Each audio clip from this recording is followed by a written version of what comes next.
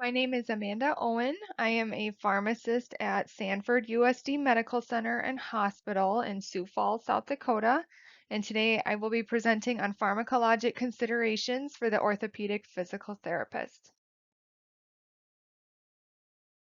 To start off, I have no actual or potential conflict of interest in relation to this presentation. The objectives of today's presentation are to identify commonly prescribed medications in the United States, to develop skills in order to complete an accurate medication history, to recognize frequent adverse effects associated with commonly prescribed medications that may interfere with physical therapy, and finally, to determine when to intervene with medications. So, prescription drug use in the United States has reached historic highs in the past few years, and it was estimated that 6.3 billion prescriptions were filled in 2020 alone.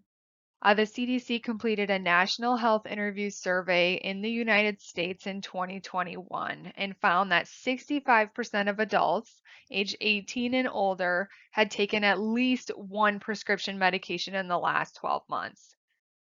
Now, of those people surveyed, people aged 40 to 79 had reported 69% of them had taken one prescription drug in the last 30 days, and 22% had reported using 5 prescription drugs within that time frame. Now, there's a lot of reasons as to why our prescription drug use is on the rise.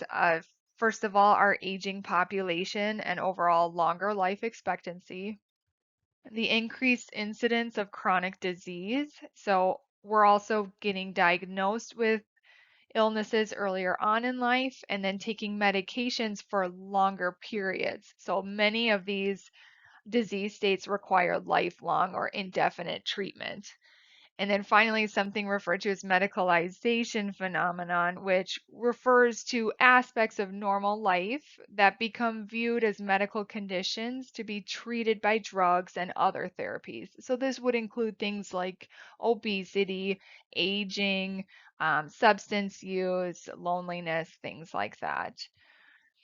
And then polypharmacy also continues to be a rising concern and is typically highest among our elderly patients, with roughly 42% of patients 65 and above reporting taking 5 prescription medications at least in 2012. Now, I can only imagine this number is higher as our prescription drug use continues to increase over time. So from that same CDC survey in 2021, the most commonly prescribed medication classes were listed as antidepressants, antihyperlipidemics, antihypertensives, analgesics, and antidiabetic medications. Now, this was specifically for the age group between 40 to 59. And so that commonly prescribed classes kind of shifts depending on the population that we're looking at.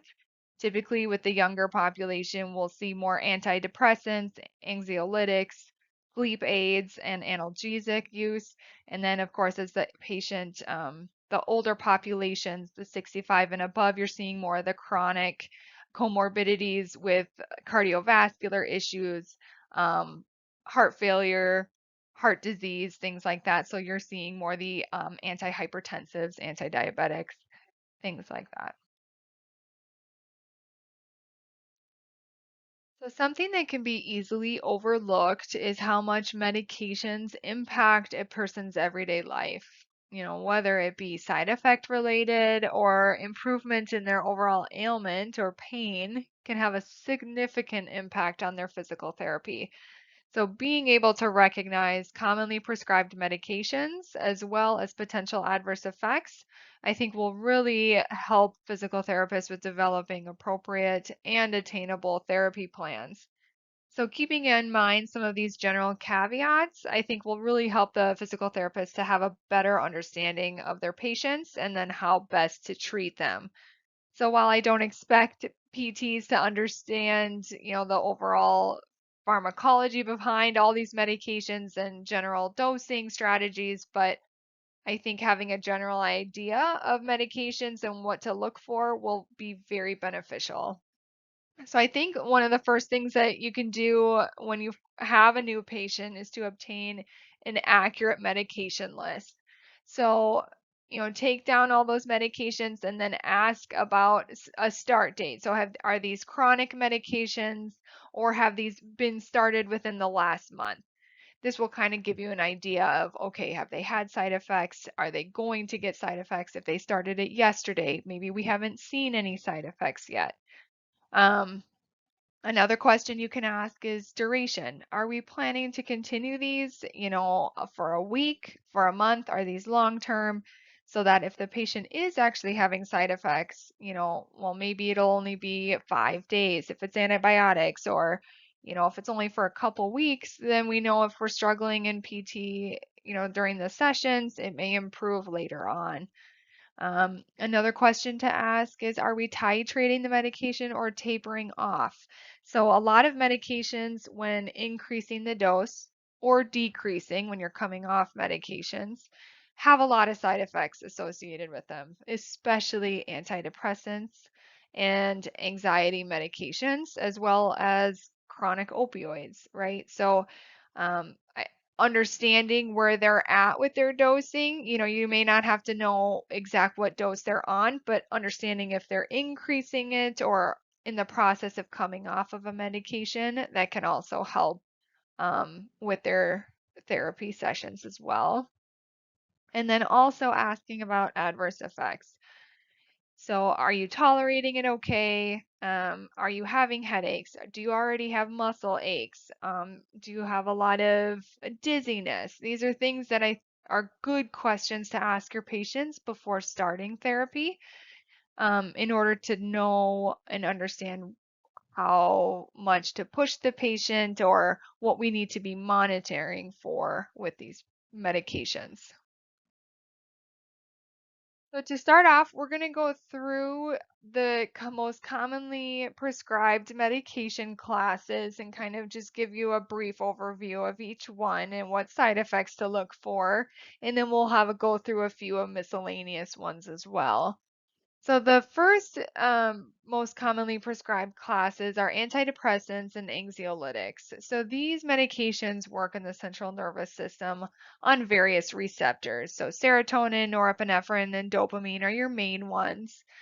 I have listed the most common antidepressants. These are broken down by different classes, so SSRIs, SNRIs, but that's not something I think that's important. It's more so that I want you to be able to recognize that these medications are antidepressants. Um, but also keeping things in mind. So these anxiolytics, so gabapentin, hydroxyzine, benzodiazepines. So benzodiazepines, these can be used for a number of different things. Gabapentin can be used for pain, also for seizures. Benzodiazepines can be used for sleep, and anxiety. And so these are good ones to ask about frequency of use because a lot of times patients will have side effects from especially the anxiolytics, those short-term side effects of sedation, fatigue, drowsiness, things like that.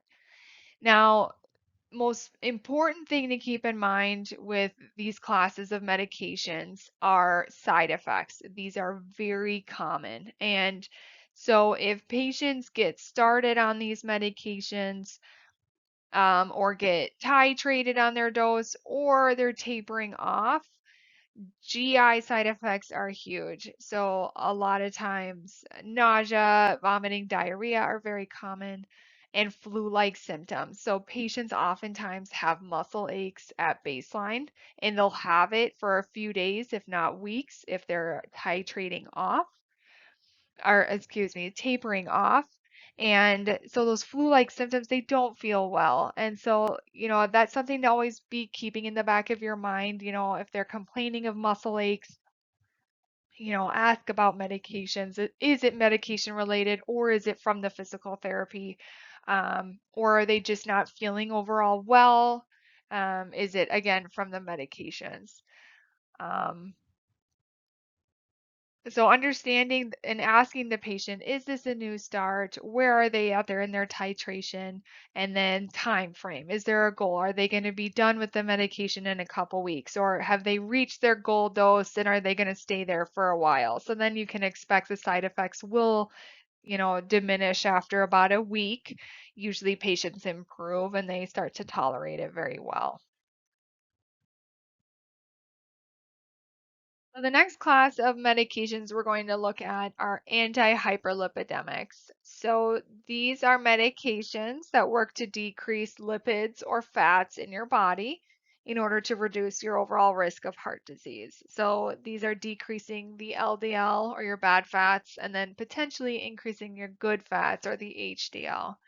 There's a number different of medications within this class. The first one are statins. So statins, people are being started on these earlier in life, also with screening occurring earlier in the United States. And so normally we see that first screening done between 20 and 35 years of age, especially if they're at an increased risk of heart disease. So family history, tobacco use, obesity, hypertension, etc. Otherwise, it's typically done at 35 for men and 45 for women.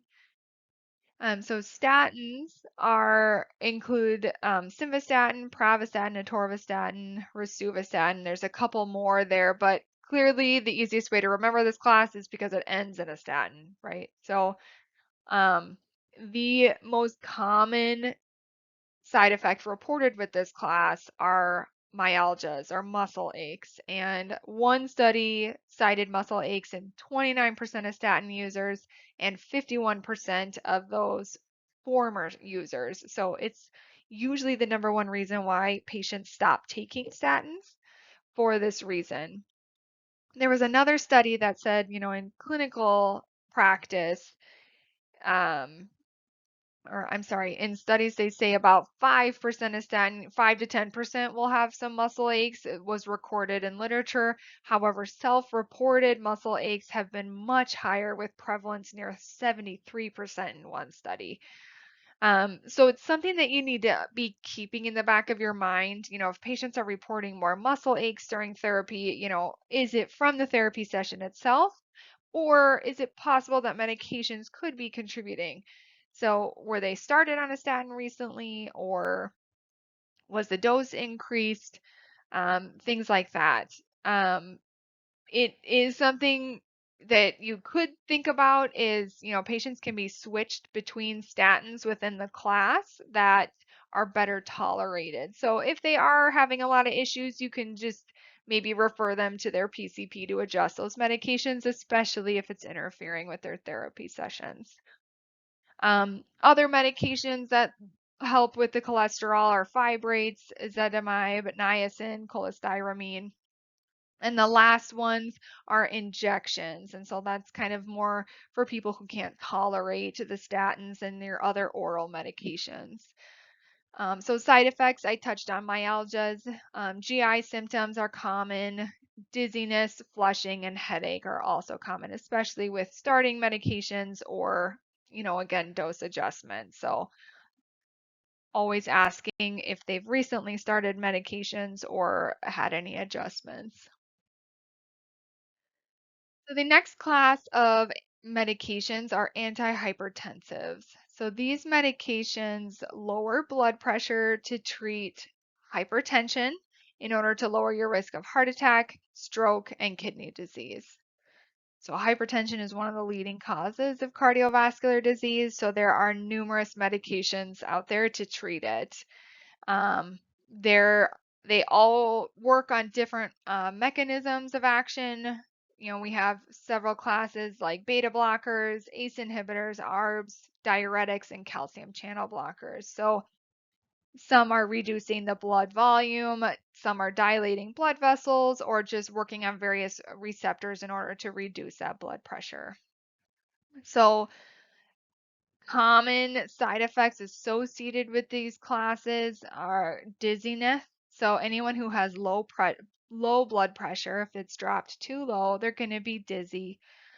Fatigue is very common with beta blockers and low heart rate. So they might just feel super tired after starting these medications, and it might be very difficult to do therapy if they're so fatigued. Um, Headaches are also very common, and then swelling. So patients can be on diuretics for a number of reasons if it's not just for blood pressure. A lot of our heart failure patients are on these diuretics, and so a lot of times they have that lower extremity swelling and have that edema. And so that can also might be prohibitive to some therapy sessions depending on how bad that swelling is. So keep that in mind too. If you notice that, maybe ask yourself, oh, were they on a diuretic? If you notice they had some lower extremity edema. And then headaches can be very bothersome to patients, especially if they're trying to do therapies and had recently started these medications. So keeping those questions also in the back of your mind and when to maybe send them back to their primary care provider for recommendations. So the next class of medications are analgesics. So I know there was an extensive pharmacology lecture on pain medications, so I will not be going into detail on these. And pain medications are expansive. There are so many different classes and so many different mechanisms in which they target for pain that we're just going to briefly review some of these options that are out there. So something also to keep in mind when you're doing a medication history is not only prescription medications, but also asking about over-the-counter medications.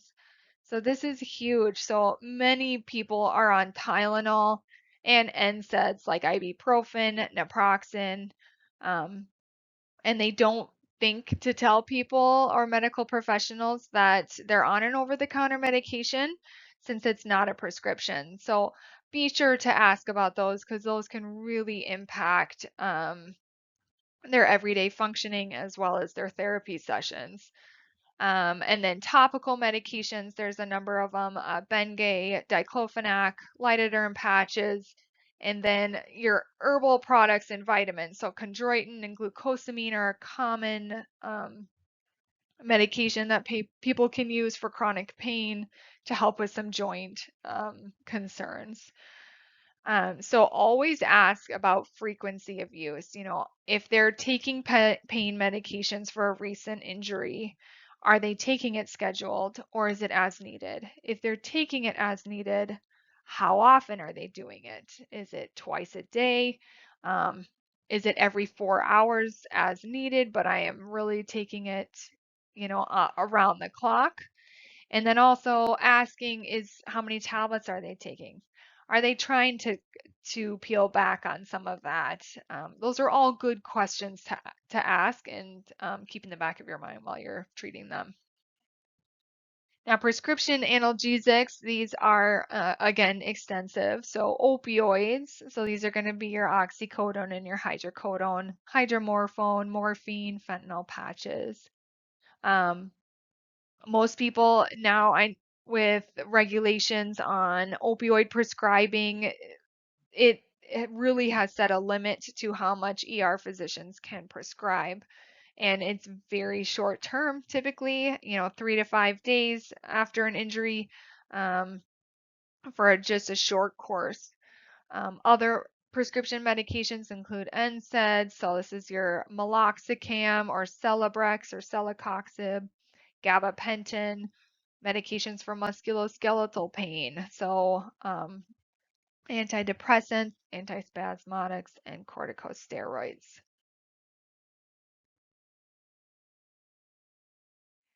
Now we're going to talk about a few things to keep in mind for analgesic medications. So as you get to know your patients better and throughout their course of therapy, I think one of the main questions you need to start asking yourself is their performance fluctuating pretty significantly from day to day? If it is, and I think it's very normal for people to fluctuate. They have a good day, but then they work too hard or they're pretty sore, and so that next therapy session might be a little bit harder. But, if something you can always ask about are pain medications. So, are they taking pain medications and when are they taking it? If they're taking it before therapy, you know, clearly their pain's going to be better controlled and that inflammation will be down. So they'll be able to push themselves a little bit harder and they'll be able to just tolerate the therapy a little bit better. So versus someone who's not taking any pain medications, you'd have to adjust your therapy plan a little bit and, depending on their tolerance level. And so I think, if they're taking pain meds one day and then the next session they come and they said, no, I wanted to skip it altogether, you might have to adjust that treatment plan for that day a little bit differently than if they were on pain medications. Other things to keep in mind, are they trying to come off of pain medications since that injury? Now that they're several weeks out, are they peeling back?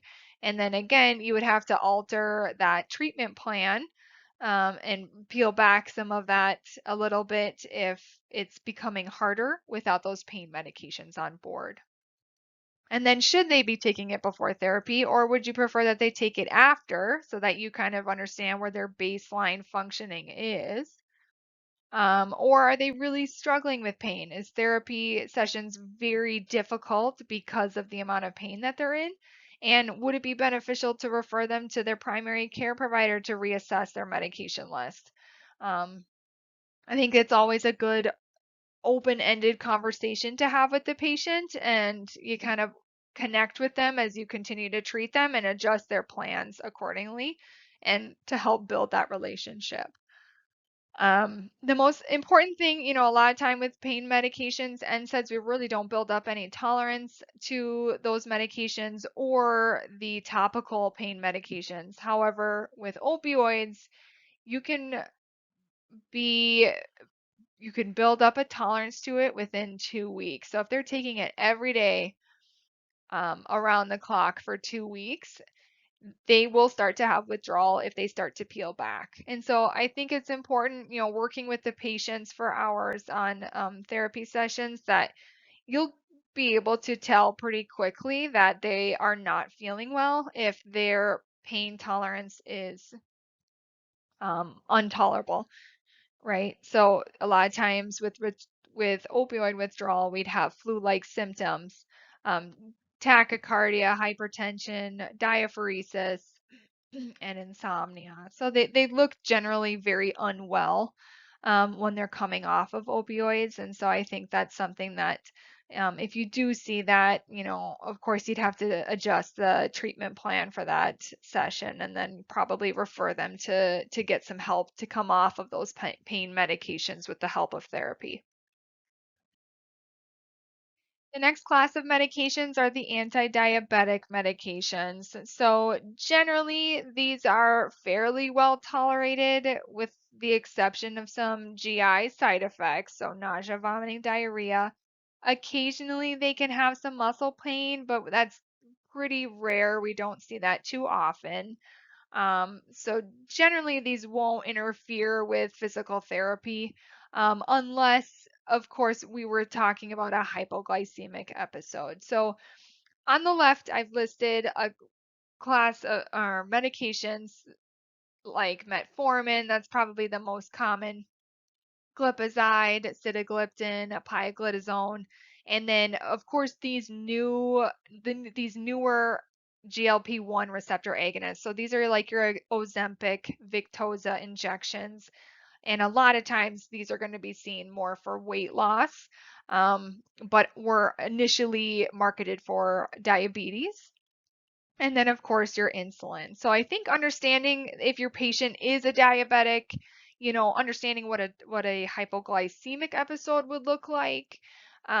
So when that low blood sugar hits, you'd have the shaking, sweating, they'd be hungry, dizziness, very confused, and then worst case, if that blood sugar continues to drop, it could ultimately lead to seizures until they're able to get some sugar in their body. And so I think just knowing your patient's medical history is also important to keep in mind, but generally these medications are fairly well tolerated. So the next class of medications I'm going to talk about are blood thinning medications or anticoagulants. And so this would include warfarin or DOACs, which is Eliquis, Xarelto, and Pradaxa. So these medications are used to treat atrial fibrillation, any history of blood clots like PE or DVT, any thrombophilias like APLA, and then your heart valve replacement, so your mechanical or bioprosthetic heart valve. And so it's important to flag these charts because they will have side effects from them. So they will have increased bruising. So oftentimes, if they barely bump something, they're going to have quite a bruise. And so I wouldn't be surprised if you start seeing that during therapy sessions if um, that they can show up after their therapy sessions the following day. And then something called petechiae is very common with warfarin. So if their blood is too thin, technically, or their INRs are too high, sometimes patients can have something called petechiae, which are tiny little, they look like little tiny bruises, and they're very small, but they can be kind of all over a certain area. Most people will see them on their arms and legs sometimes. And their INR just might be a little bit high, but they're at an increased risk of bleeding, so it's not uncommon. Um, the main thing that you can monitor for if you do notice those bruises is to monitor for hematomas. So if you start to feel like a hard nodule in the center of those bruises, if it's swollen or warm to the touch, it's recommended that they go to the ED immediately to be evaluated for those hematomas to determine if it needs to be drained or something like that. And so a lot of times this is caught during their therapy sessions with that bruising, and can easily be assessed by PT. So other medications to ask about are aspirin, Plavix, and Effient. So these are antiplatelets, and these are very common medications for patients with a cardiac history. So any stenting or history of heart attacks, things like that. Other medications that also increase risk of bleeding, so your NSAIDs that we've already talked about, supplements or vitamins over the counter, so your G herbal products, your ginkgo, ginger, garlic, fish oil, turmeric can all increase bleeding, and then also antidepressants. So things to consider with these medications. Some people do use aspirin for pain, so just know that that can increase bleeding risk. And then a lot of these patients are placed, so for patients who've had a recent hip or knee arthroplasty, they get started on a blood thinner only 6 weeks post-op. Sometimes antiplatelets following a stent, usually for a year. So they could be just a very short duration of therapy. So that's good to ask about too if you notice that your patients are on any of these medications. So moving on to sleep aids. So the CDC in 2020 reported that 88% of US adults had taken at least one sleep medication in the last 30 days. Now, the College of Clinical Sleep Medicine in 2019 had reported that a consensus survey completed a while ago had reported 30% of people had reported some symptoms of insomnia. So I really think this number is likely higher, especially in the context of acute pain following an injury. People are likely not sleeping and oftentimes will reach for over-the-counter agents to help treat that insomnia. So some over-the-counter agents include Benadryl or Dramamine, which are antihistamines, first generation, meaning that they are highly sedative and anticholinergic. So a lot of times people will be sedated or feel that hangover effect that following day and be very fatigued and can impact therapy sessions absolutely. Um, Otherwise, there is melatonin, which is a very benign medication that many people take and have very few side effects associated with it.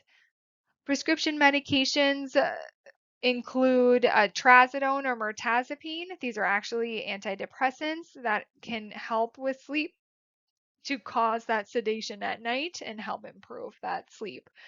Other medications include Z hypnotics and benzodiazepines. So your Z hypnotics are medications like Ambien or Lunesta, and then Klonopin are your benzodiazepines, Ativan, Xanax, etc. So you just have to keep in mind, like I previously talked about earlier on in the presentation, that these classes of medications cause a significant amount of sedation and can be difficult if they're taking this right before a PT session. So understanding and asking those questions, when are you taking your medications, can help determine how to best treat that patient during those sessions. And then lastly, marijuana is has been cited to be an option for treating insomnia. So it was reported in 2021 that about 525 million people, or about 19% of Americans, have at least used it once in 2021. Um, so I it's hard to say how many people use it for sleep, but it has been reported in various literature that marijuana can cause increased sleepiness, drowsiness, and fatigue that following day after using it for sleep. And so that's also a good question to ask. I think that the prevalence continues to increase with marijuana use as more states continue to pass this for recreational use. And so also keeping that one in your back pocket to ask about if patients are really struggling with physical therapy sessions.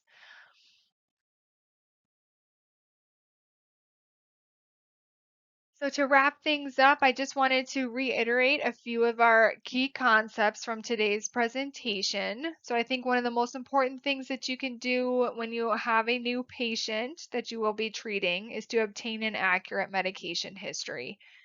So asking about medications, is it a new medication or is it more of a chronic one?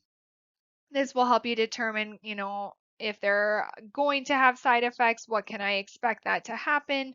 Or it hasn't been a few weeks since they've started it and it appears that they're tolerating it. Asking if they're taking medication scheduled or only as needed. And if it is as needed, how often are they taking it throughout the day? Or is it maybe once a week?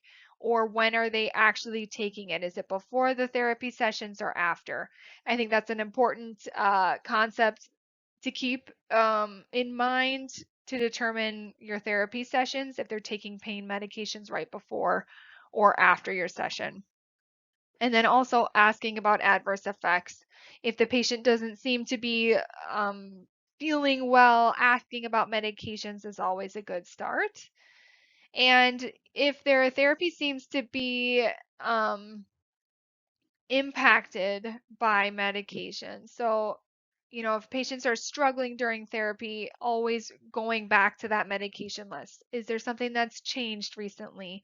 Or have they gone off of a medication or started a new medication? It's not a bad idea to reintroduce that med list every couple weeks, depending on how long you're treating that patient, and asking if there's been any medication changes. And then also keeping in mind, is it possible to adjust some of the timing of the medication? So if we notice the patient's having some increased sedation with their trazodone start or their antidepressant start, at maybe having them take it at nighttime would be more appropriate to help with the therapy session rather than in the morning. And then, always keeping in mind when to refer or ask the primary care to review if you think that the therapy sessions are truly being impacted by medications and the patient is very struggling and it's making it very difficult to treat the patient successfully. Maybe it's time to ask the family doctor to re-review their medications.